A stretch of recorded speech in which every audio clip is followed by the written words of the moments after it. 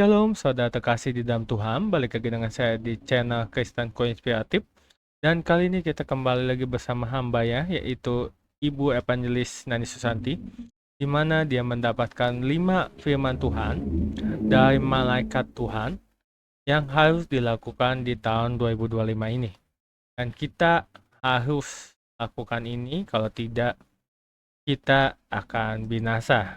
Karena ini perintah mutlak dari Tuhan, dan kita tidak bisa santai-santai lagi. Dan tentunya, sebelum kita ke videonya, izinkan saya untuk membacakan satu renungan firman Tuhan yang ada di Lukas 11 ayat 34 yang bunyi, "Matamu adalah pelita tubuhmu. Jika matamu baik, teranglah seluruh tubuhmu. Jika matamu jahat, gelaplah tubuhmu." Dan itu dia satu renungan firman Tuhan yang artinya adalah, jika matamu baik, teranglah seluruh tubuh. Tetapi jika matamu jahat, gelaplah tubuhmu. Nah, itu dia. Langsung saja kita ke videonya bersama Ibu Evangelis Nani Susanti. Mari kita simak videonya. Sekali lagi saya ingin sampaikan kepada saudara, mau tanya dulu ya, siapa yang ikut pada saat streaming khotbah tanggal 31 Desember atau yang sudah dengerin khotbah di dalam YouTube tentang tanggal 31 Desember. Coba angkat tangan saja. Ini tidak ada apa namanya? Tidak ada hukuman, saudara. Gak usah takut ya. Cuman saya ingin sampaikan, ya ada beberapa yang ikut, tapi banyak yang tidak ikut ya. Tapi satu hal yang ingin saya sampaikan kepada saudara, pada tanggal 31 Desember itu ada sesuatu pesan khusus untuk kita menjalani tahun 2025 ya. Saya ingin cuplik beberapa hal untuk saudara bisa tahu, yang ada di tempat ini maupun yang saat ini streaming, supaya saudara bisa mendengar, mengerti akan apa yang sedang Tuhan, apa yang kita harus lakukan untuk tahun saat ini ya, tahun yang kita jalani. Yang pertama, ada satu pesan yang mengatakan untuk tahun 2025 Tuhan tidak menginginkan kita santai, saudara. Sebenarnya setiap orang itu sangat merindukan kalau kita nyantai ya. Yang dikatakan kita lebih enak santai-santai. Tapi Tuhan berpesan untuk tahun 2025 gak ada kita itu santai-santai dan masa bodoh. Saudara tahu apa yang dinamakan masa bodoh? Masa bodoh itu gak mau tahu ya. Masa bodoh itu benar-benar apapun yang kamu lakukan, aku gak mau tahu. Apapun gereja yang saat ini melakukan sesuatu tugas, aku gak mau tahu. Yaitu sebagian kamu ya. Itu namanya masa bodoh ya. Gak mau tahu. Yang apa yang dikasih tahu adalah selalu pengen berada pada kebenaran sendiri. Itulah yang dinamakan menang sendiri ya. Pokoknya semua kalah, aku yang paling menang. Artinya semua salah, aku yang paling benar ya. Jadi hidup dalam kebenaran sendiri, tidak mau bergaul ya, tidak mau mendengar nasihat ya. Tuhan berpesan untuk tahun ini, jangan sekali-kali masa bodoh, jangan santai-santai. Dan Tuhan sangat merindukan saudara dan saya jangan berdiri di atas kebenaran sendiri ya. Selalu mengatakan orang lain yang salah, saya yang benar. Ini tanpa sadar, saudara, tanpa sadar ya. Ada satu kesaksian ya, kesaksian begini. Biasanya pada umumnya orang yang pintar masak ya, orang yang ngerti segala sesuatu, masak ini bisa, masak ini bisa, masak apapun bisa. Kalau dia itu makan sesuatu masakan, dia pasti menyela. Gak pernah ngomong enak banget, enggak. Kurang ini, kurang itu, kurang ini, kurang itu. Selalu begitu ya, tanpa sadar. tanpa sadar. Nah, sebenarnya orang yang seperti ini itu namanya orang yang selalu berdiri pada kebenaran sendiri. Yang paling benar adalah saya, masakan yang paling enak adalah masakan saya. Ya. Yang saya lakukan adalah yang paling benar. Saudara, kalau ada kita melihat akan hamba-hamba Tuhan ya, yang gak mau belajar dari hamba Tuhan yang lain, selalu mengatakan gerejanya paling benar, yang bagaimana dan bagaimana. Ingat, tahun ini Tuhan mengatakan jangan suka ada dalam kebenaran sendiri ya. Karena semua kita dinilai di hadapan Tuhan, bukan di hadapan manusia saja ya. Ini yang kedua yang Tuhan rindukan untuk tahun ini. Jangan santai dan masa bodoh, tidak mau belajar, tidak mau mengerti orang lain, tidak mau melihat akan segala kegerakan yang saat ini ada, masa bodoh ya. Yang kedua, jangan berdiri pada kebenaran sendiri. Yang ketiga, Tuhan sangat merindukan untuk tahun ini kita harus bergerak dengan cepat, responsif dalam mendengar perintah Tuhan. Kemarin ini waktu saya pelayanan, saya pergi ke Korea, saya ikut kebaktian Natal di sana. Hamba Tuhannya itu berkhotbah tentang tentang gembala yang begitu mereka mendapatkan firman Tuhan dari malaikat, dikatakan, mari sekarang kita datang untuk melihat bayi yang baru lahir. Segera, sekarang, cepat-cepat. Nah, dalam bahasa Koreanya namanya pali-pali katanya gitu ya. Pali-pali yang orang yang kalau di sini ada orang Korea, kalau ada orang Korea yang saat ini ada karena ada anak Indonesia yang banyak sekolah di Korea, itu mereka mengatakan pali-pali, ayo responi setiap apa yang Tuhan perintahkan. Lalu yang keempat, kita harus memegang janji Tuhan dengan perlengkapan yang Tuhan berikan. Dikatakan Tuhan berikan satu tongkat gembala, yaitu firman Tuhan, untuk berjalan tahun ini harus bersama dengan firman Tuhan. Nah, yang sebelah kanan ada tongkat otoritas, yang sebelah kiri ada tongkat otoritas, yaitu bersama dengan Tuhan kita berani melakukan segala perkara ya. Dan yang terakhir Tuhan katakan, ada pesan Tuhan, peganglah perjanjian kekal. Tuhan menjanjikan suatu perjanjian kekal. Apa sih perjanjian kekal itu? Perjanjian kekal adalah perjanjian antara Allah dengan Abraham pada waktu itu.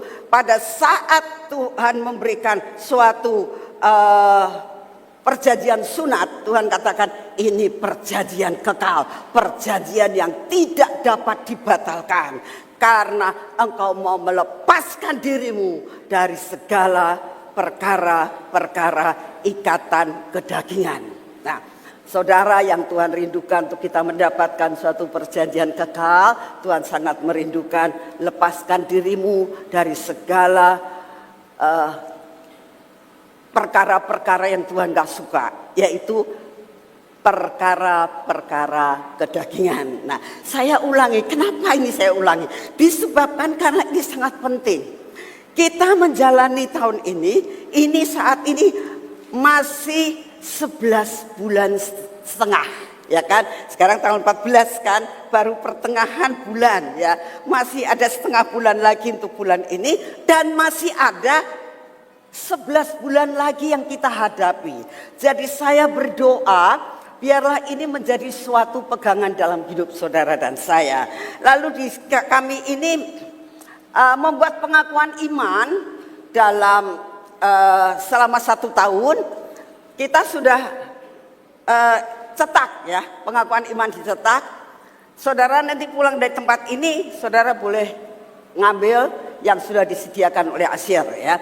Saya berdoa satu keluarga satu saja, karena kalau pengakuan iman itu bisa kamu potret, terus kamu masukin ke HP, dimanapun juga kamu berada bisa ya. Nah, kalau di rumah saudara bisa tempel ya. Jadi satu keluarga satu saja. Ini yang saya mau sampaikan kepada saudara. Nah sekarang mulai khotbah ini ya, kita akan mulai khotbah ya sekarang ya. Nah hari ini temanya itu sangat menantang. Kenapa dikatakan sangat menantang? Karena dikatakan tahun sukacita, the years of joy. Ya. Joy itu bukan sekedar suka, ya. Bukan sekedar senang. Tapi yang namanya joy itu sukacita yang keluar dari dalam, seperti sumber mata air yang ada di dalam diri saudara dan saya, keluar melalui muka saudara, sehingga saudara itu dimanapun saudara berada, senyumnya seperti semangka katanya kali ya, tidak lonjong seperti papaya gitu ya. Jadi yang Tuhan rindukan, kalau ada sukacita dari dalam itu keluar, mata saudara juga berbinar-binar, nggak kelihatan sedih ya. Karena apa? Ada sukacita yang ada dalam sumber hatimu, itu namanya joy. Nah, lalu dikatakan Tuhan juga menjanjikan suatu great harvest, suatu penuaian besar-besaran. Nah, saudara, saat saya mendapatkan tema ini ya dalam pergumulan saya juga bingung, saudara. Kenapa saya bingung?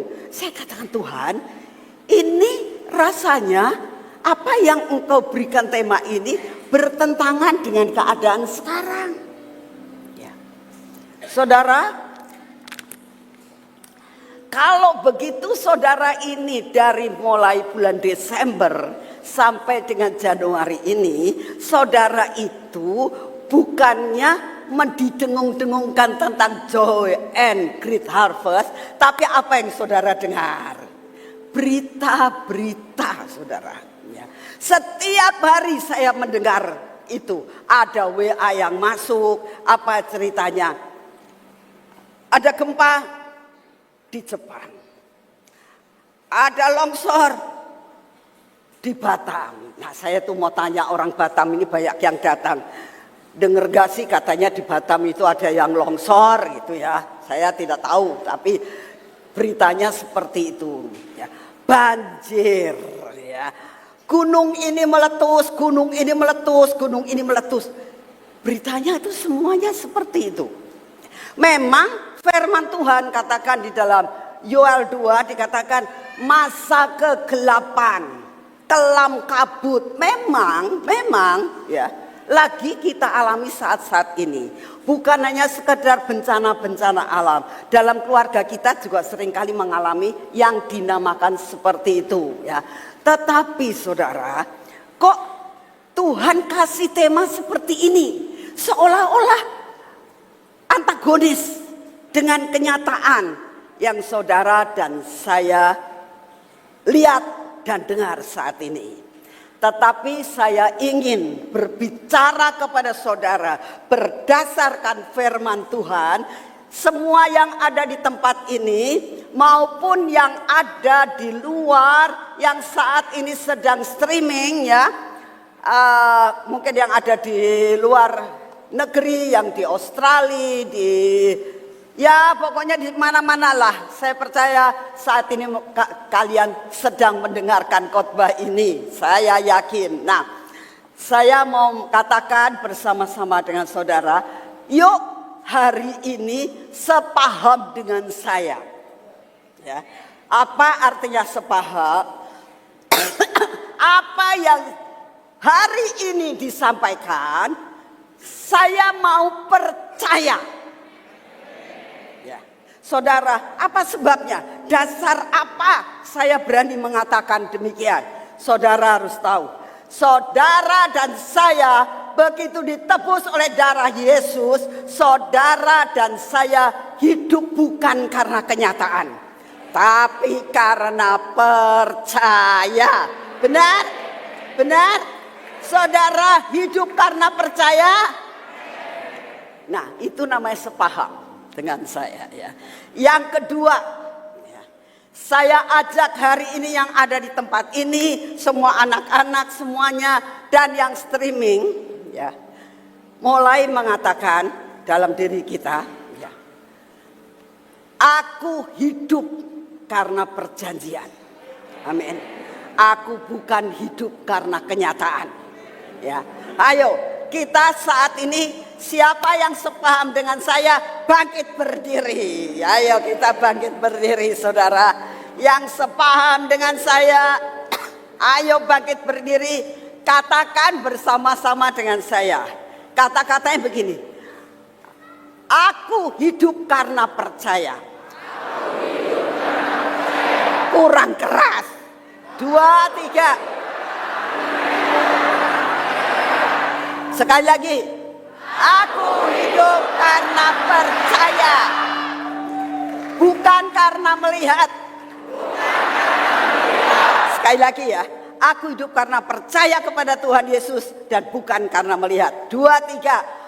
Aku hidup karena percaya kepada firman. Beri kemuliaan buat Tuhan. Silakan duduk lagi, saudara. Ya, sebab kalau saudara tidak melakukan pengakuan iman ini, saudara pulang dari sini tidak mendapatkan berkat. Karena apa? Karena tidak percaya. Bangsa Israel melihat banyak mujizat, akhirnya nggak bisa masuk ke dalam tanah Kanaan. Karena apa? Kurang apa? Kurang percaya. Jadi kalau saudara itu dikasih firman hari ini, tapi nggak percaya, saudara nggak dapat apa-apa. Ya, sekali lagi, kita hidup karena firman Tuhan, bukan karena melihat. Kita hidup karena perjanjian, bukan karena kenyataan. Amin. Ini harus ada dalam hidup saudara. Hidup karena iman. Ya.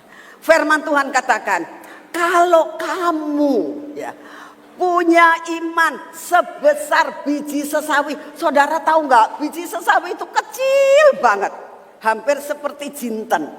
Ya. Itu saja dikatakan kamu bisa memindahkan gunung.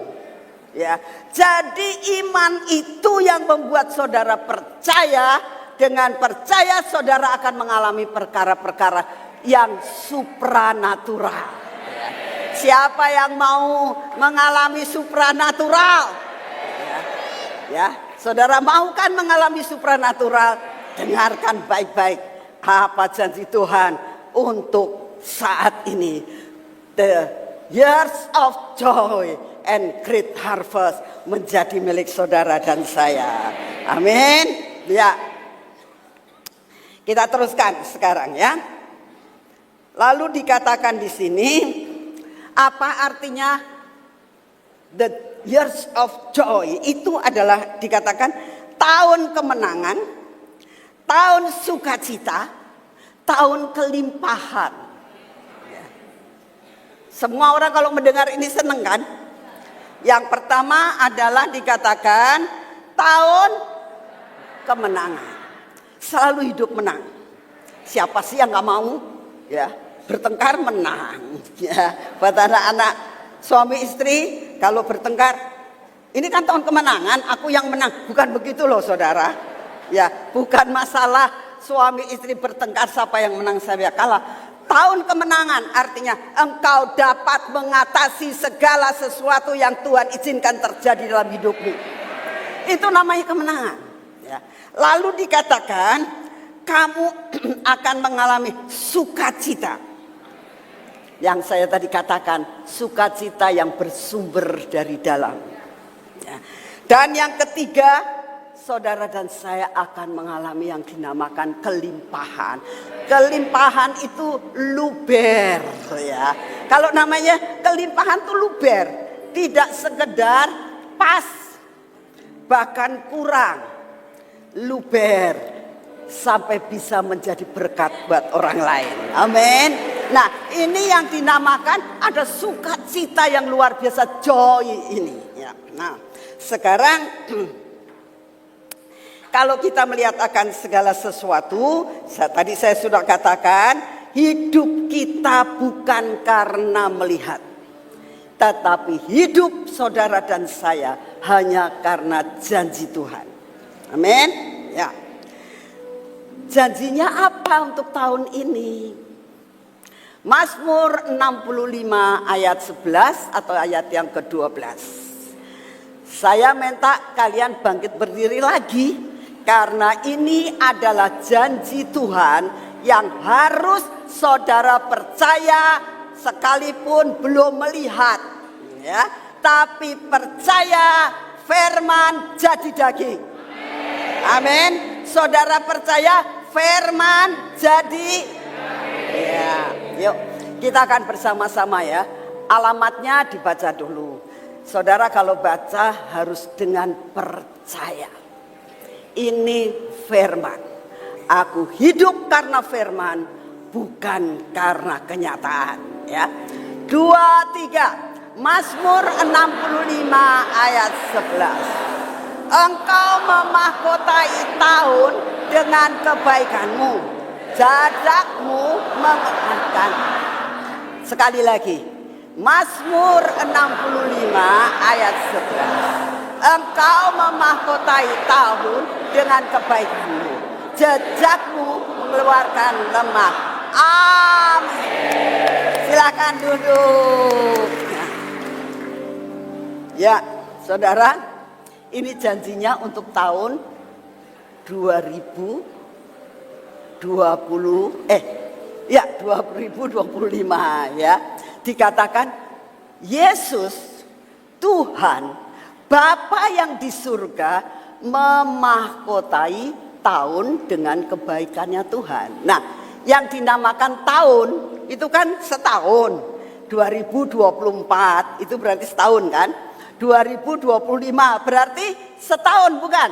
Nah, berarti Tuhan itu memahkotai tahun 2025 dengan kebaikan Tuhan.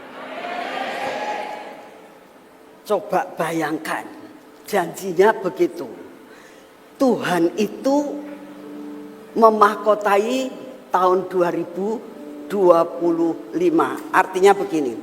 Kalau ini tahun 2025 dimahkotai, berarti mahkota itu tidak ada di bawah. Mahkota selalu ditaruhnya di mana? Di atas. Jadi tahun 2025, ini kalau ini tahun 2025 ya. Lalu di atasnya ini ada yang dinamakan mahkota. Tuh, berarti tahun 2025 ada di bawah mana? Di bawah mahkota, betul? Dan mahkota itu adalah kebaikan Tuhan. Nah, ya. Jelas ya, saya ingin mengajar saudara buat emak-emak yang tua maupun anak yang masih kecil supaya bisa nangkep ya. Tahun ini 2025 ada mahkota. Mahkota itu lambang kekuasaan. Ya. Mahkota itu adalah lambang kekuatan. Ya. Mahkota itu adalah lambang segala-galanya, otoritas. Ya. Jadi tahun 2025 otoritasnya ada di bawah kekuasaan Yesus Kristus Tuhan. Amin. Yang kita kenal melalui firman-Nya. Ya, kita nggak bisa ngelihat, ada yang bisa melihat Tuhan Yesus, tapi kan tidak semua. Tapi yang bisa kita pelajari, yang kita bisa pegang yaitu firman-Nya. Nah, firman-Nya mengatakan hidup kita ada di bawah kebaikan Tuhan. Ya, oke, udah ya, jelas ya. Nah, lalu dikatakan lagi, selain itu dikatakan begini.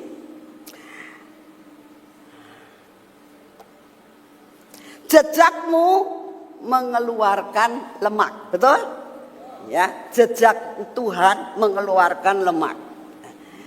Saudara, kalau mengenai masalah lemak ini tuh selalu saya tuh ingat sama Pak Daniel Kristianto, saudara.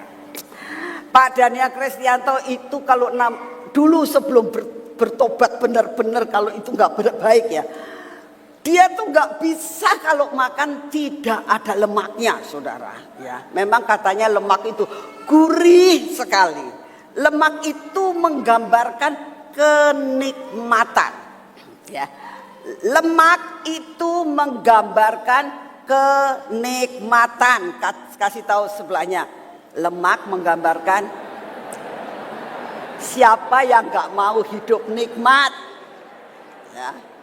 Siapa yang nggak mau hidup nikmat? Nggak ada kan? Siapa yang mau hidup dan menikmati? Nah, itu gambaran lemak. Lemak itu kenikmatan, kesukaan, sukacita yang luar biasa. Itu namanya lemak. Nah, saudara, lemak itu memang katanya gurih, enak, nikmat kalau makan lemak itu ya. Lalu dikatakan kakinya Tuhan ada lemaknya. Dikatakan gimana ini tadi? Jejaknya Tuhan di sini ini ada lemaknya. Jadi ditinggal, lemaknya ditinggal. Kalau saudara mengikuti jejaknya Tuhan, saudara berjalan dalam lemak enggak? Jejak Tuhan itu apa? Firman Tuhan. Kalau saudara mengikuti apa yang Tuhan perintahkan, jejak-jejaknya Tuhan, apa yang Tuhan lakukan di dalam dunia, apa yang Tuhan perintahkan, apa yang Tuhan kasih contoh buat hidup saudara, dan saudara mengikutinya, maka saudara hidup dalam kenikmatan. Ya, luar biasa kan sebenarnya? Ya. Jadi dikatakan ada joy, ya, ada kesukaan. Nah, lalu jadi kalau saudara dan saya percaya nih ya, tadi sudah katakan dengan mulut kita bahwa kita percaya, maka dikatakan begini. Tahun 2025 kita akan hidup dalam kebaikan Tuhan. Artinya gini, dalam masa-masa kesukaran, kan namanya Tuhan itu baik. Tolong, tak pasti ditolong. Saat kita lemah, Tuhan angkat. Saat kita sakit, Tuhan sembuhkan. Karena Tuhan itu baik.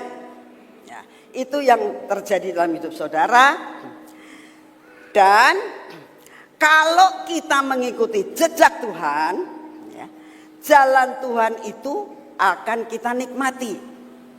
Ya, dan kita akan menikmati arti yang sesungguhnya. Amin. Nah, sekarang yang kedua tentang great harvest. Apa yang dinamakan penuaian perjanjian, penuaian besar-besaran. Ya, saudara, apa yang dituai? Ya, jangan mikir kalau tuaian tuh aku nanti bakal sugih. Ya, puji Tuhan, pasti Tuhan kasih. Aku pasti utang pelunas. Aku pasti lemariku banyak emas. Mungkin pikirannya begitu ya. Enggak salah. Tetapi ya kita akan bahas apa sih Tuhan yang kau maksudkan dengan great harvest ini, apa sebetulnya? Nah, ini saudara, yang dinamakan great harvest itu terlihat dalam Wahyu 10 ayat 11. Coba ditayangkan Wahyu 10 ayat 11. Saya tidak ada di situ, tapi saya minta itu ditayangkan. Ya. Wahyu 10 ayat 11 ini sudah dikhotbahkan pada Desember yang lalu atau mungkin November, saya lupa. Tapi Wahyu 10 ayat 11 dikatakan, sesudah ya, sangkakala ketujuh ditiup, ya, saudara yang tidak mendengar akan khotbah ini, lihat di YouTube. Ya, sangkakala ketujuh sudah ditiup. Nah, sesudah sangkakala ketujuh ditiup, itu bukan berarti terus terjadi pengangkatan. Belum, saudara. Masih ada yang dinamakan putaran kedua terakhir. Artinya kita akan pergi lagi menggenapkan amanat aku. Itu yang Tuhan mau. Ini putaran yang kedua terakhir. Kita harus pergi lagi. Karena firman Tuhan dalam Wahyu 10 ayat 11 ini sesudah sangkakala ketujuh ditiup. Tuhan katakan begini, maka ia berkata kepadaku, Tuhan bicara kepada Yohanes, murid yang paling dikasihi yang setia. Dikatakan gini, engkau harus bernubuat lagi. Apa artinya? Kita harus pergi ke bangsa-bangsa lagi. Kita harus memberitakan kabar kesukaan. Kepada siapa? Kepada banyak bangsa. Artinya kalau banyak bangsa itu tidak hanya bangsa Indonesia saja. Bangsa-bangsa yang ada di luar negeri. Ya. Jadi ini waktunya tahun 2025, 2026 kita pergi ke bangsa-bangsa karena ada tuaian besar terjadi. Apa yang kita lakukan? Doa, saudara. Saudara doa dan katakan, Tuhan, bangsa mana yang aku harus datangi? Yang harus aku doakan. Ya. Suatu saat, pada saat saya ada di taman, dengan adanya yang kita dengar apa yang terjadi di Amerika ya. Saudara tahu Amerika itu sebenarnya adopsi daripada Sion. Ya. Negara yang dimana Tuhan itu bebankan untuk kita doakan. Ya. Nah saat saya sedang di taman, saya sedang berdoa, Tuhan ngomong, itu kan di sana itu sebetulnya Amerika itu kan merupakan suatu adopsi di sini. Ya. Oh ya Tuhan. Terus saya mulai doa dan doa. Ya. Ini bagian kita untuk kita menjadi pendoa. Sampai apa yang terjadi di sana seperti Sodom dan Gomora itu kita akan menyampaikan sesuatu kabar. Ya. Nah, ini maksudnya Tuhan merindukan saudara dan saya itu harus pergi bernubuat lagi kepada bangsa-bangsa. Lalu dikatakan bukan hanya kepada bangsa-bangsa saja, banyak bangsa, bukan bangsa-bangsa, banyak bangsa ya. Lalu yang kedua kepada kaum. Kaum itu orang yang dekat. Ya. Misal kaum itu seperti ras lah ya. Jadi rasa kita ini orang apa? Orang Indonesia ya. Berarti kita harus menjadi berkat lagi ke pulau-pulau di seluruh Indonesia. Tapi jangan sekali-kali ngomong begini, wah aku kalau disuruh ke bangsa-bangsa pengen ke Amerika, pengen ke Eropa, pengen ke Australia. Cari kehendak Tuhan maunya mana. Sekarang kalau seluruh Indonesia, saudara jangan mikir begini, aku pengennya kalau ke Sulawesi ya ke Manado yang enak, nanti bisa jalan-jalan sekalian ya.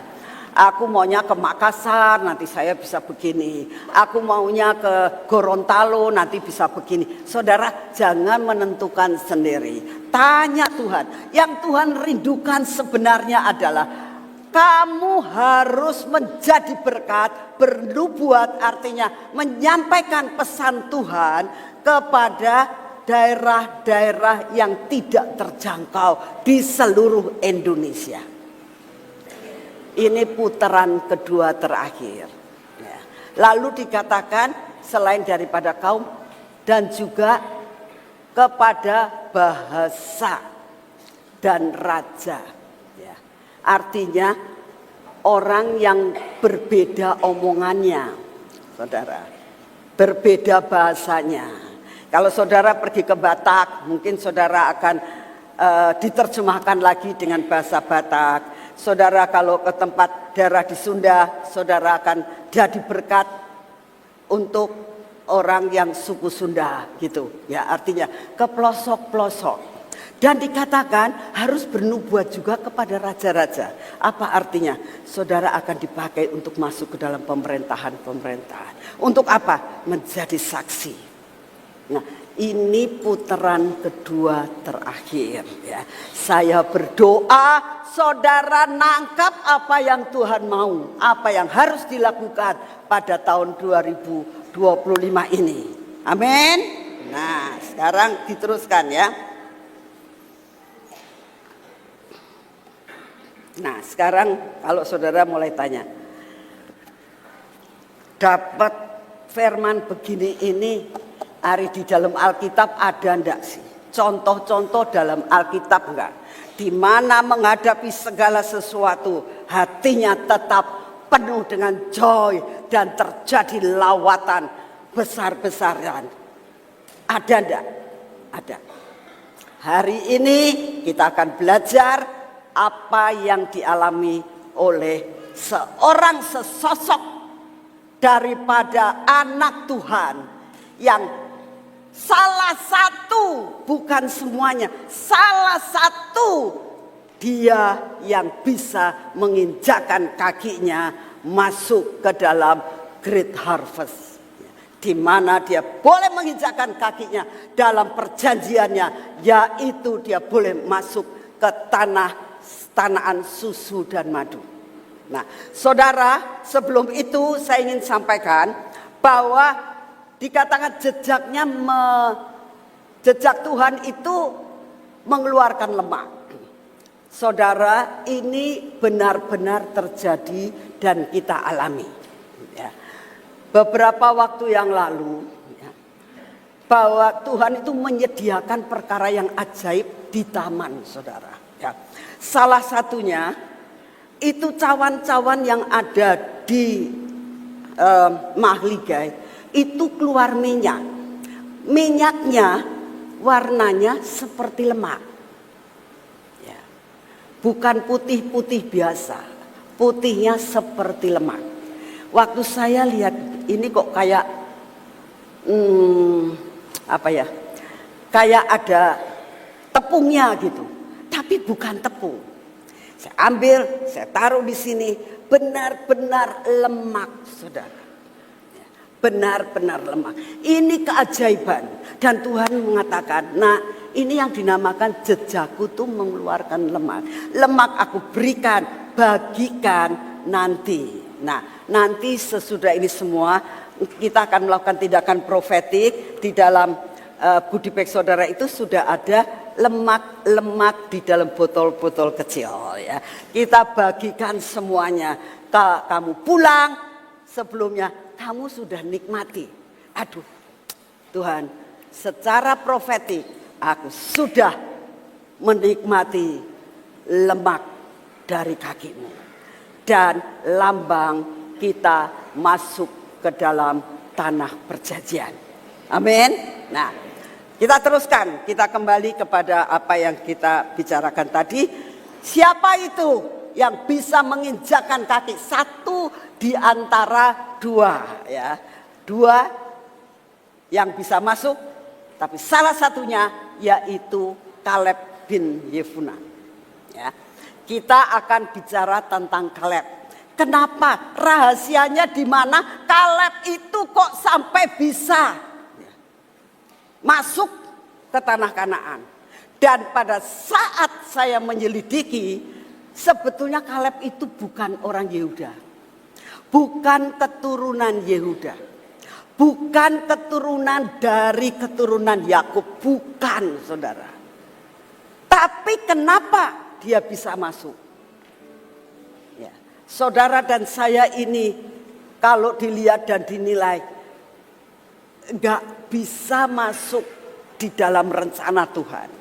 Tetapi anugerah Tuhan yang luar biasa. Saudara dan saya bisa menikmati itu anugerah yang luar biasa hanya karena Yesus Kristus Tuhan. Ya. Nah, kita akan lihat arti daripada Kaleb itu bahasa Ibrani-nya adalah anjing. Ya.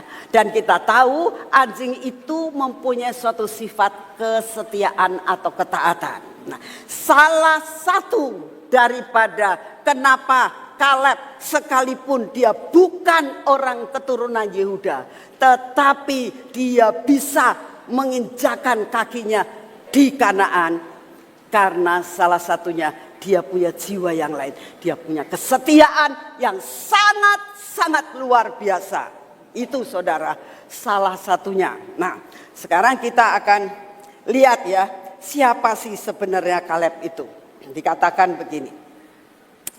Kaleb itu dikatakan bahwa dia bukan keturunan suku Yehuda asli.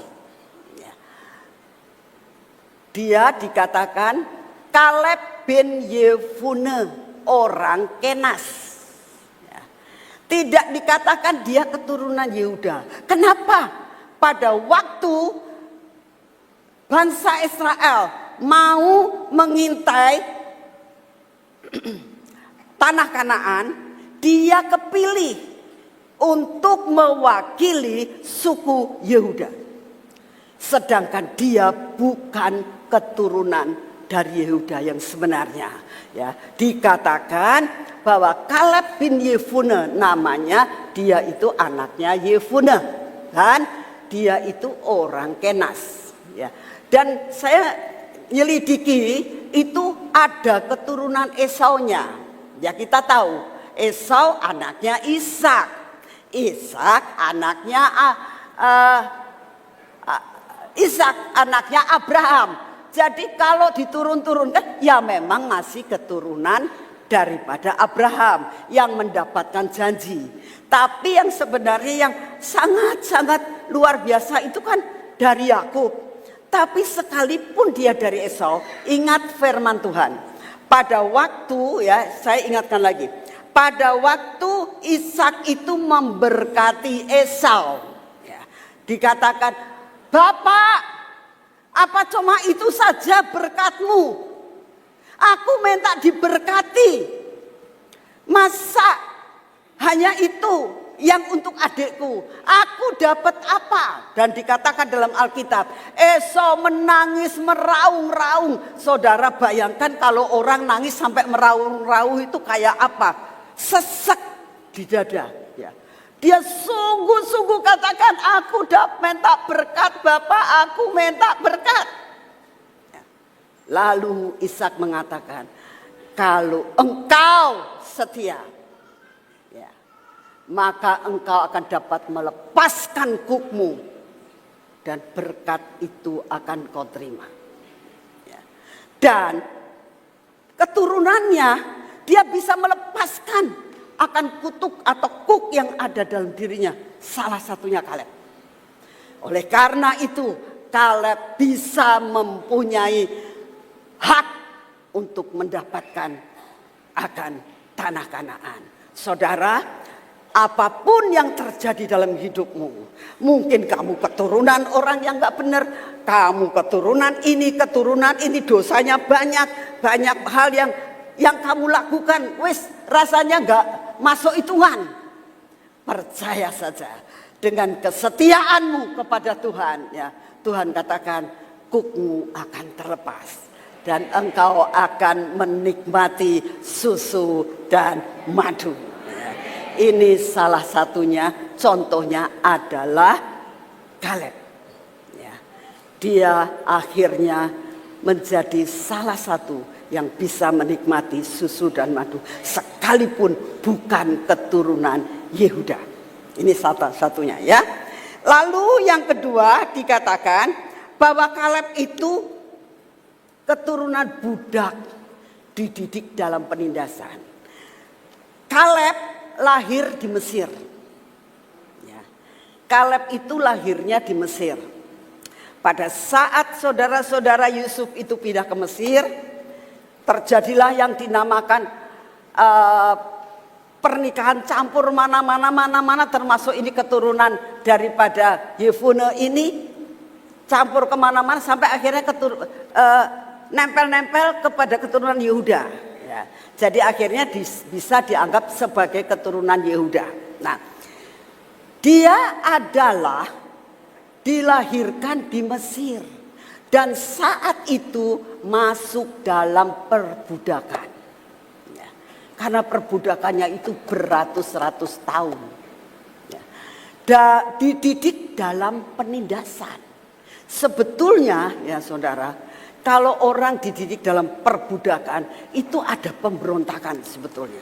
Kenapa bangsa Israel itu selalu berontak? Karena dia dididiknya dulunya begitu, budak, ya. Ketekan. Biasanya kalau ketekan ya berontak. Ya. Tetapi beda dengan yang dinamakan Kaleb. Sekalipun dia itu keturunan budak, sekalipun dalam pendidikannya yang ditindas sedemikian rupa, dikatakan dia tetap menjadi orang yang berbeda. Saya berdoa saudara, ini terjadi dalam hidup saudara dan saya. Pada masa-masa tahun 2025 mungkin kita ngalami hal yang gak enak. Ingat, jangan berontak sama Tuhan. Ya. Jangan seperti bangsa Israel, jangan gerutu terus. Ya. Jangan dikit-dikit marah, nggak boleh. Ya. Tahun 2025 kita harus tahu, ya. Kita harus punya sifat yang berbeda. Ya. Kita melihat akan apa yang dialami oleh Kaleb. Ya. Dikatakan seperti ini. Di dalam Bilangan 23 ayat 20. Kemudian Kaleb mencoba menenteramkan hati bangsa itu. Ya.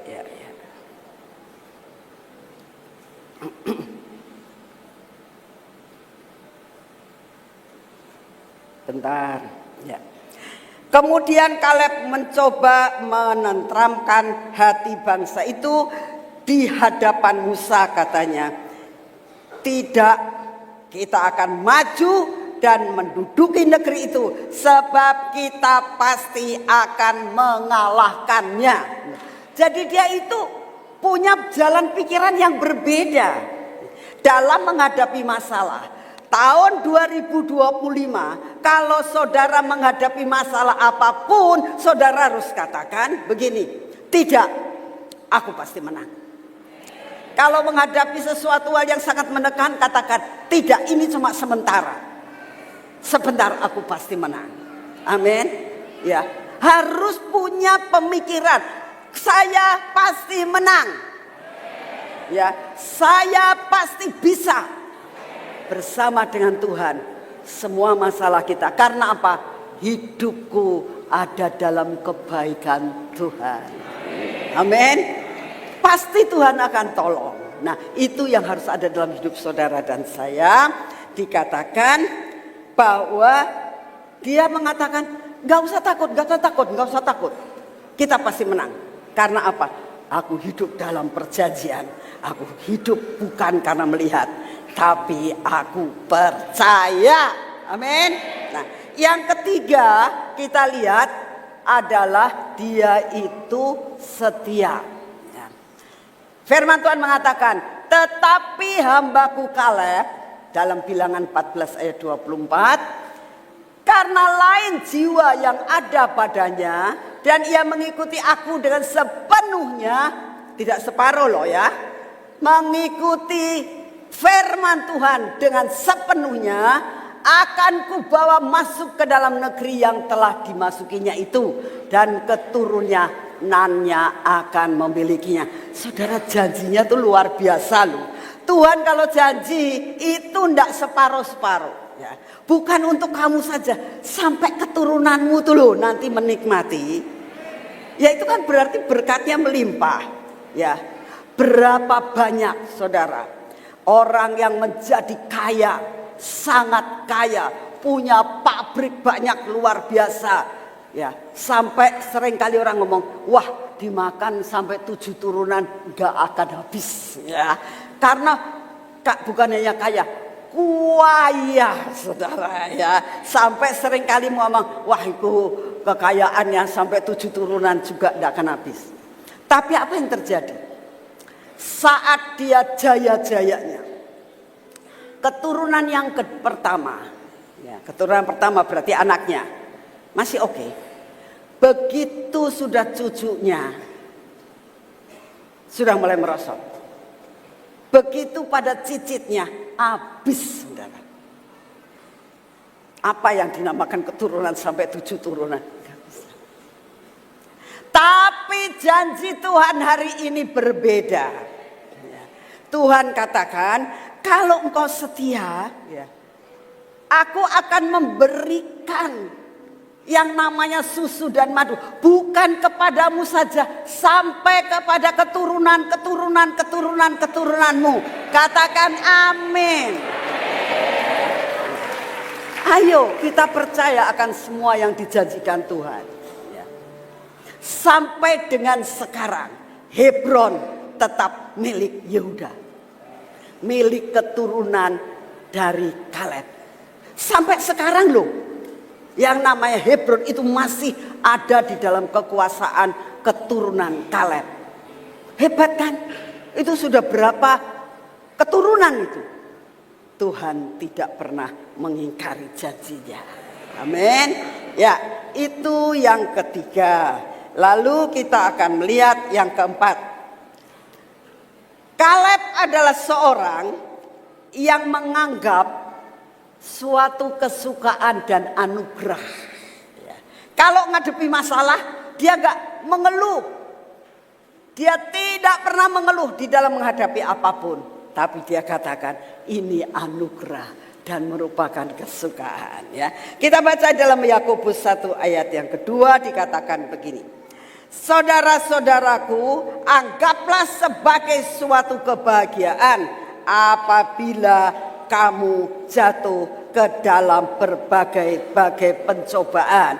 Di dalam bahasa, di dalam terjemahan The Message itu lebih rada, ya lebih terarah lagi. Coba terjemahan The Message itu ya, satu lagi dikatakan begini.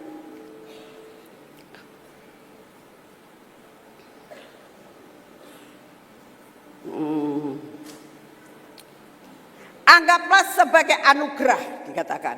Anggaplah sebagai anugerah, saudara-saudaraku, ketika ujian dan tantangan datang kepadamu dari segala sisi. Ya. Dikatakan, kalau kamu menghadapi tantangan dari sebelah kiri, dari sebelah kanan, kamu katakan itu anugerah bagiku. Kalau saat ini kamu lagi kecepit, ya, ayo jangan mengeluh, jangan sedih jadi stres, jangan. Katakan terima kasih Tuhan, itu anugerah buat aku. Tapi aku hidup di dalam tahun kebaikanmu. Pasti engkau akan menolong aku. Itu loh namanya hidup di dalam anugerah Tuhan. Ya. Coba kita lihat pada saat di padang gurun selama 40 tahun. Ya. Dia tetap enjoy itu. Dia nggak salah loh. Ya kan? Yang salah itu kan yang 10 orang yang memberitakan perkara yang tidak baik. Betul nggak? Tapi dianya ikut 40 tahun jalan-jalan keliling-keliling selama 40 tahun di padang gurun. Aku kan gak salah. Nah, berapa banyak kalau kita gak salah terus dihukum, kita berontak. Yang salah dia, kenapa aku ikut dihukum? Dia tidak begitu loh. Ini punya jiwa yang lain. Sekalipun dia dihukum, harus ikut muter-muter 40 tahun. Walaupun dia tidak salah. Tapi dia bisa jadi berkat. Pada saat perang, dia ikut perang. Pada saat mereka bersungut-sungut karena minta daging, dia nggak ikut-ikutan.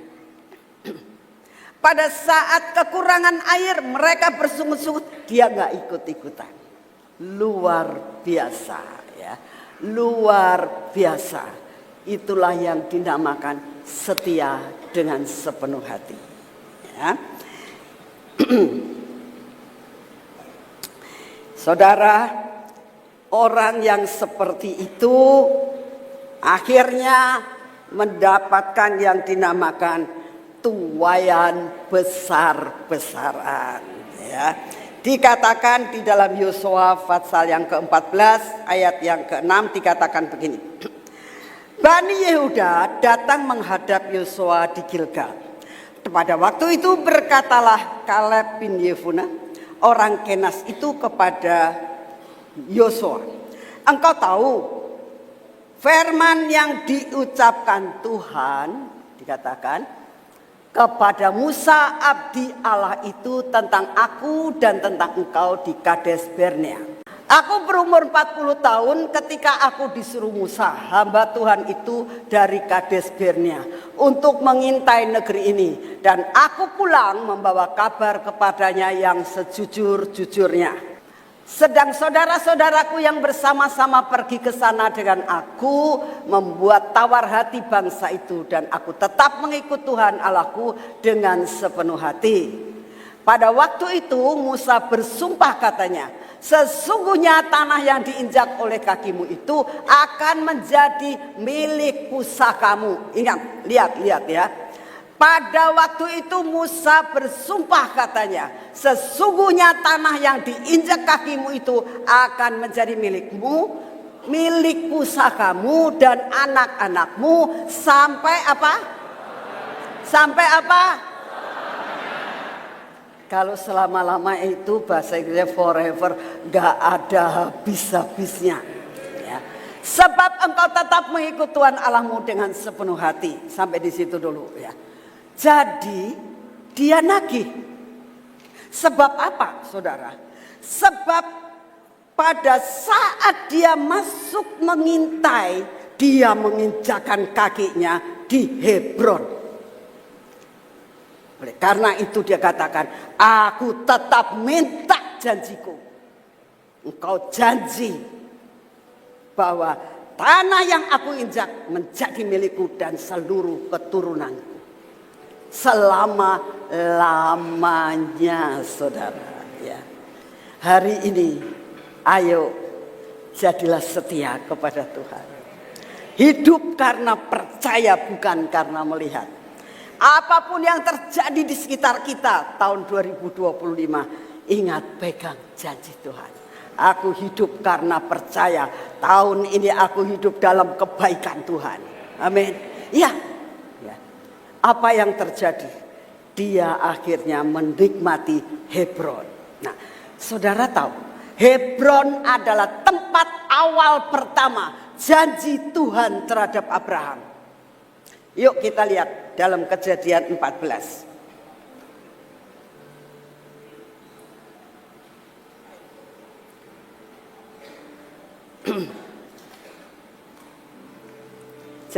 Kejadian 23 ayat 14 ya. Dikatakan gini. Setelah Lot berpisah daripada Abraham, berfirmanlah Tuhan kepada Abraham, pandanglah sekelilingmu dan lihatlah, dari tempat engkau berdiri itu ke timur dan barat, utara dan selatan. Itu saat dia berdiri di atas Hebron. Suatu saat Abraham itu berpisah dari Lot. Sampailah dia di suatu padang, di tempat yang tinggi, itu Hebron. Dia waktu berdiri, Tuhan katakan, tanah yang kamu injek, kamu lihat ke depan, kamu lihat ke belakang, kamu lihat ke kanan, kamu lihat ke kiri. Seluruh tanah ini akan menjadi milikmu dan keturunanmu. Aku akan berikan kepadamu. Itu awal perjanjian Allah terhadap Abraham.